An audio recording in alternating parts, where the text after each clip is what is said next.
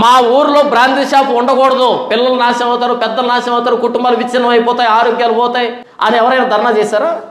ధర్నా చేయరు, దగ్గరుండి ribbon cutting చేయిస్తారు. అవును, మా ఊర్లోనికి రికార్డింగ్ డాన్స్ వేసే వాళ్ళు రాకూడదు, వాళ్ళు బట్టలు లేకుండా డాన్స్ చేస్తుంటే పిల్లలు చెడిపోతారు, పెద్దలు చెడిపోతారు, కాపురాలు కూలిపోతాయి అని ఎవరైనా అంటారా? అనరు. దగ్గరుండి మొదట డబ్బు ఇచ్చేది వీళ్ళే.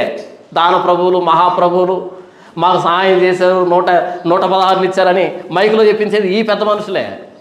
ఊరి మీదకి మాంత్రికులు రావచ్చు, చేతబడి చేసేవాళ్ళు రావచ్చు, అన్ని రకాల సోది కార్యక్రమాలు చేసేవాళ్ళు రావచ్చు, ఊరి మీదకి అందరూ రావచ్చు. కొత్త సినిమా రిలీజ్ అవుతుందని ఆటోలో మాట్లాడుకుంటారు. కానీ యేసు ప్రభు సువార్త ప్రకటిస్తూ పోతే ఇమ్మీడియట్గా ఆపేస్తారు, కొడతారు, మొబైల్ ఫోన్లో వీడియోలు తీస్తారు, పోలీస్ స్టేషన్లో కేసు పెడతారు, మత ప్రచారం చేశారని. ఎందుకు అంటే ఇది పరిశుద్ధ మార్గం, అపవిత్రులు పోకూడని మార్గం, అపవిత్రులు పోలేని మార్గం. కాబట్టి క్రైస్తవ్యం అందరికీ అబ్బదు.